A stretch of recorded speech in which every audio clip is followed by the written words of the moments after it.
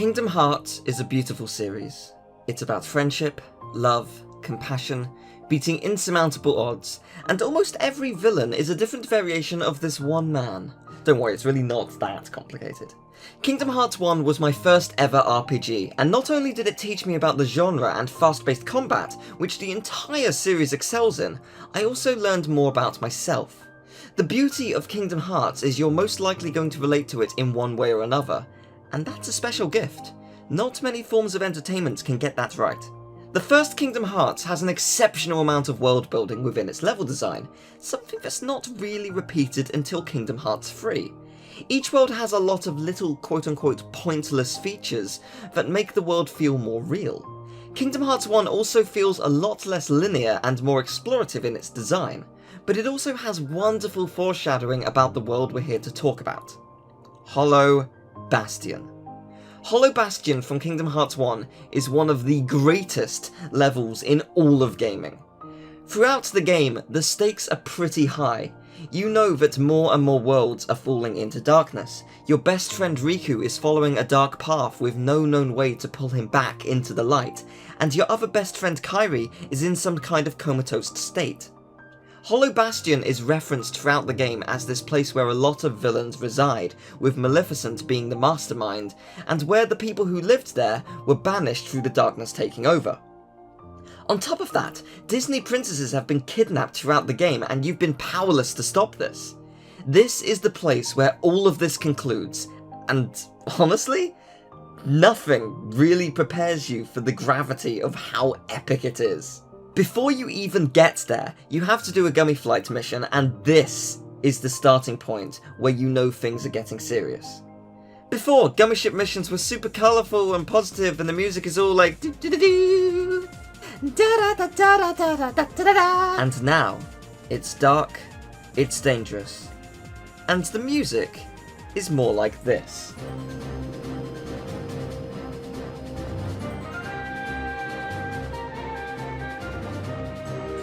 Immediately, the tone has shifted into something new. Kingdom Hearts has not been afraid to let you know that there's danger around, but you've mostly been travelling to Disney worlds with fun shenanigans and magic and characters you recognise. Not this time. You complete your Gummy mission and you see a castle. Maybe you even recognise it. It was shown a while back in Deep Jungle. It even seemed familiar to Sora. The game makes a point of hyping this world up multiple times. And with good reason. You choose to land, and this is what you're greeted with.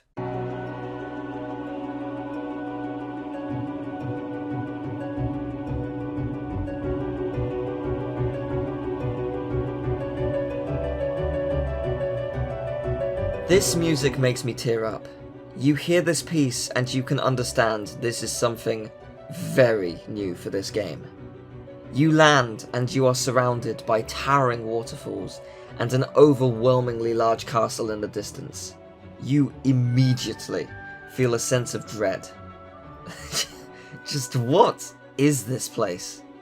You haven't even started to move and already this world emanates trepidation. But you have to move forward at some point, right? In any other game, this would be endgame.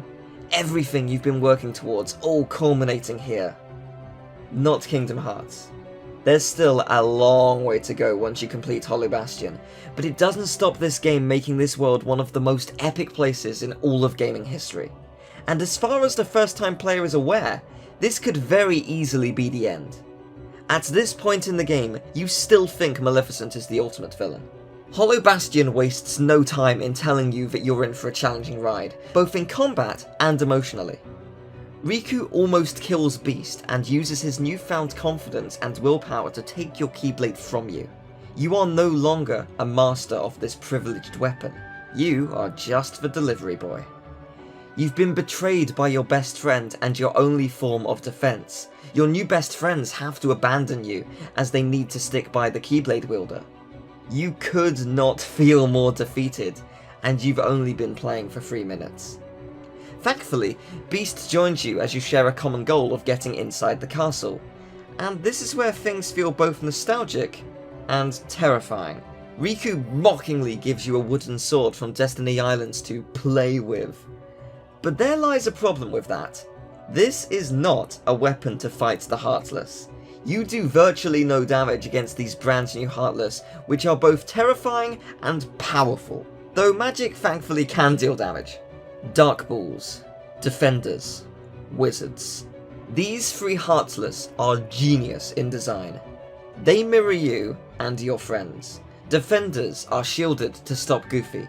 Wizards are as potent in magic as Donald. And Dark Balls resemble the reckless Sora, erratically moving, hoping something sticks. Later, you'll run into Wyverns, which are there purely to counter your glide ability. Throughout this section, you'll be utilising Beast's raw strength to take out the Heartless for you. You just have to be a spectator. Sora is the lowest he's ever felt, and to proceed, he has to descend lower into the castle. Thematically, this is all genius. But here's where you're going to see something unique in the series. Kingdom Hearts 1 is actually very good at creating puzzle rooms and unique platforming set pieces. Whilst yes, it's true Sora feels a little more stiff and awkward to control in Kingdom Hearts 1, the worlds are much more open and creative here than it will be for quite some time. I'd argue not until Dream Drop Distance do the worlds feel as fleshed out. Of course I love Kingdom Hearts 2, but you can't deny it's mostly get from point A to point B with battles in between. There are exceptions, but they are few and far between. Kingdom Hearts 3 and 0.2 I feel goes back to its roots and really pinpoints exactly why Kingdom Hearts 1 is so great, and tries to replicate that in its explorative and creative varied design. In 0.2, Dwarf Woodlands' mirror rooms are a fantastic example of this. Fun creative puzzle rooms, each feeling completely different but also massively satisfying. If you explore the main rooms, you can find chests hidden on the pillars. It's not that obvious, so you feel good about discovering them. Kingdom Hearts 3, every world is so open. Even linear worlds like Kingdom of Corona has branching paths that hide items, but each world presents a completely different gameplay challenge, which makes the game feel fresh throughout. I think Kingdom Hearts 3 has a tendency to just get a lot of backlash for stuff it does wrong, and I don't think it's deserved. I would love to talk about why the game is brilliant. But back to Hollow Bastion. The bubble mechanic is utilised to great effect, and you discover new parts in and outside of the castle, as well as hidden items, which is always very satisfying to discover. But take a look at this. You can freeze the bubble, and it will become a platform temporarily. This item, as a result, is one of the hardest in the game to find, but it's absolutely genius. Because you could potentially decide to experiment, you're rewarded for it. Later Kingdom Hearts games rarely do this. Then you have the waterway, a simple door puzzle, but again, it's wonderful.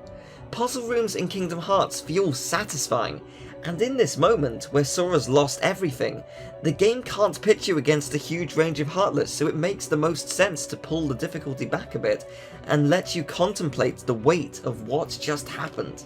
Once you reach the castle, Sora is separated from his protector. The last ounce of strength at his disposal. Riku mocks his weakness. What exactly can a boy from an island do without the Keyblade? But Donald and Goofy care about Sora and rush to save him. And Sora realises his friends are his power and rightfully wins back the Keyblade. And the battle begins. At this point, the darkness has fully corrupted Riku's heart. He is not the same boy who we grew up with on the islands. But he also absolutely is! Riku's battle style completely mirrors that of his optional simple battle on Destiny Islands. Okay, he's a little faster, can jump strangely high, and he has an actual blade now, but the point remains, Riku hasn't learned anything that can aid him. If you tried fighting him back then, and learned how to beat him, you know how to beat him now. The library is another excellent example of puzzles being more prominent in Kingdom Hearts 1, and it's so incredibly satisfying. It's not particularly difficult, but simply matching the books to their respective bookshelves and watching it move to form a different path around the library has quite a magical feel about it. To leave the library you don't have to do much, but if you solve the entire puzzle, you unlock a secret room that leads to an elevator. This elevator allows you to travel up a majority of the castle to reach a new item, but it also serves as a way to see what's coming up ahead, as well as another hidden secret. Hidden underneath moving platforms is a door that's not easy to notice if you don't come here. It's just another example of excellent level design if you choose to wander off the beaten path. Before we get to the Ascension, I want to talk about a secret chest near the emblem door. The camera at no point alludes to it. You'd have to be in a specific spot and point the camera to it to see it. The only clue is the wall hanging on one side hasn't been damaged, and that's your indication you can climb up it. It's only for an AP up. Honestly, I think a power boost would be more appropriate given the events of the room and how well hidden it is, but I love secrets like this! This is the 3D platformer's equivalent of Donkey Kong Country 2's most daring hidden collectibles. But now it is finally time to talk about the castle ascent. From the second you arrive and see the castle looming over you, you know you have to head towards it. What you're probably not expecting is to climb it from the outside. This is incredibly satisfying from start to finish. The toughest enemies you've ever fought are coming at you as an onslaught, matching your abilities. Wyverns are particularly dangerous as you could fall down trying to beat them, so you have to climb more. What I find wonderful about this is you actually visibly see yourself getting higher. If you were climbing from the inside, maybe every so often you'd see outside of a window and be like, oh yeah, I was down there earlier. It doesn't feel like I travelled this high. But with this, you truly feel it. The scale of how tall this castle is astonishing. And after all the hardships you've faced, there isn't a better way to prove how far you've come. Riku is granted more dark power by someone other than Maleficent, someone you haven't seen since Destiny Islands. You might have even forgotten about them by this point. This is the moment you've probably realised there is a lot more to do in this game, and as that realisation sinks in as you climb, it's time for back-to-back bosses and epic plot twists. Maleficent radiates an air of victory before the battle's even begun. She believes she's going to win, but she won't because the level design in Hollow Bastion is perfect and has been training you for this battle. Throughout the world there are treasure chests on these floating pedestals. If you use gravity, you can bring the items down. It's a very cool way to collect an item in this new mysterious world, but this is subconsciously teaching you how to stop Maleficent. The entire battle is on a floating pedestal. Hit her too much and she'll knock you off and then rise higher. You can hit it normally and eventually it'll fall, but alternatively you can use gravity to bring her down instantly. There are very few games that have utilised the environment of a world as well as Kingdom Hearts does.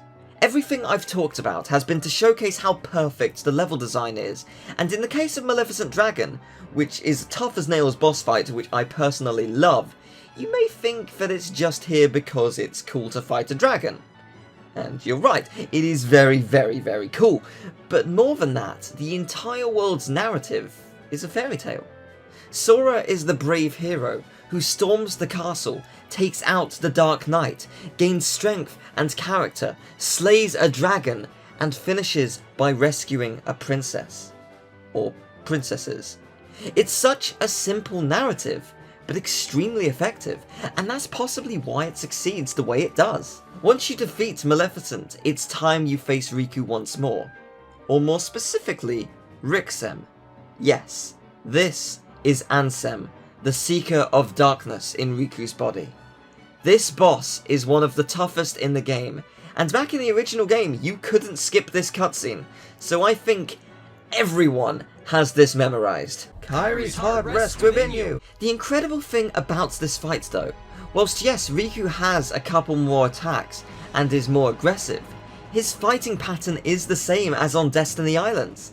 Everything has been leading up to this. Sora versus Riku, a rivalry that has lasted their entire lives coming to a close. And the weight of that is exemplified in the music. My god, the music! Forze de Male is epic. It's just epic! The entire game, you've been told Ansem might know how to stop the darkness, and Maleficent is teased as the main villain. But here, we see all of it has been a wonderful bluff.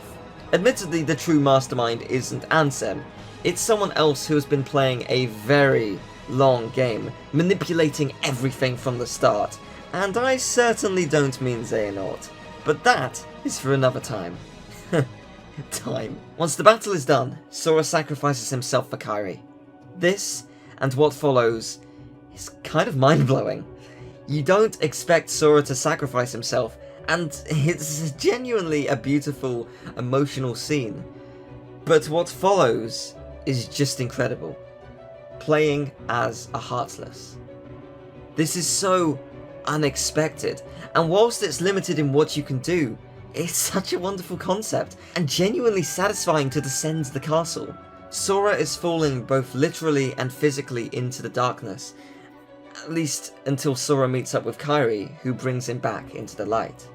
You escape back to Traverse Town, and then you return to climb Hollow Bastion once more. The second descent is a genius concept, because it allows you to see how much stronger you truly are. The 3 bosses that preceded this will have leveled you up at least 5 times if you weren't super overleveled, so this is going to be a much simpler ascent, and you'll feel it. It's almost like a huge weight has been lifted off of Sora's shoulders, allowing him to succeed with ease. Finally, to seal the keyhole and stop the darkness pouring out, you must face one of the most powerful Heartless, the Behemoth. It's not a super challenging fight, but I don't think it's supposed to be. Again, for the reason I mentioned before. Sora is stronger. Compared to what he's been through, especially emotionally, this is child's play. But the room you fight in is gorgeous. Such a wonderful effect which shows the unpredictability and unstable nature of darkness. Once all is said and done, you say goodbye to the Final Fantasy crew who you learn used to live here. And then you can explore the world as you wish. Hollow Bastion is a triumph of design. And I think that's clear in how I've talked about it. Once you beat the world, as long as you don't leave and come back, the first time you explore will be devoid of Heartless. You can explore how you wish, and there's so much freedom in gliding around the world without worry and collecting chests that you've missed. Some neat touches are all the princesses are gathered, just chatting, and they can give little pieces of advice. And if you go to the library, Belle will give you a really powerful Keyblade, Aerith will give you Curiga, as well as a bunch of Ansem reports that Maleficent had been collecting, the ones that hide the true nature of Ansem. Of course, this isn't the end of Hollow Bastion, which you later learn was originally called Radiant Garden, and that's both fantastic and slightly disappointing, and I'll explain why. Kingdom Hearts 2's Hollow Bastion is epic. I bloody love it for all the right reasons, but because it has a bit of a civilization again, it has a different atmosphere. Even amidst the threat of having the world blown up and an army descending upon the town, the world still feels much brighter, even if it's fragile. Having a lighter world is not a bad thing at all, but the vibe that Kingdom Hearts 1 has created has been shattered as a result, and it can't be brought back without destroying Radiant Garden again, which is a shame. The mysterious world that houses nothing but the epicenter of darkness is no longer that, and probably never can be that. But I digress. Hollow Bastion is epic. Simple as that, really. Everything this world does is to throw you into the deep end and make it feel like the final world without it being the final world, and it truly succeeds. And I think it's also important and impressive to note that it doesn't overshadow the final world. The end of the world in itself is extremely epic, as you feel like the universe is crumbling around you. And you have some brutal Heartless and an epic multi-phased final boss. It doesn't get much better than that. Kingdom Hearts 1 is a masterpiece. I hope you've enjoyed this analysis rambling thing. You may be able to tell that I quite like this game. Massive thanks to my friend Nicole, also known as Awesome in My World, for helping me make the script for this video and pointing out a couple of things that I didn't notice myself. Yeah, this was a really fun one to make, and I hope you enjoyed it. If you did, I'd really appreciate if you would leave a like and subscribe for more content like this on the channel. Tell me, what is your favourite world in Kingdom Hearts 1 or the Kingdom Hearts series? There are so many wonderful moments and worlds throughout the entire series, so yeah, loads to choose from, and any is valid. But thank you very much for watching once again. I'll see you next time. Take care. Bye-bye.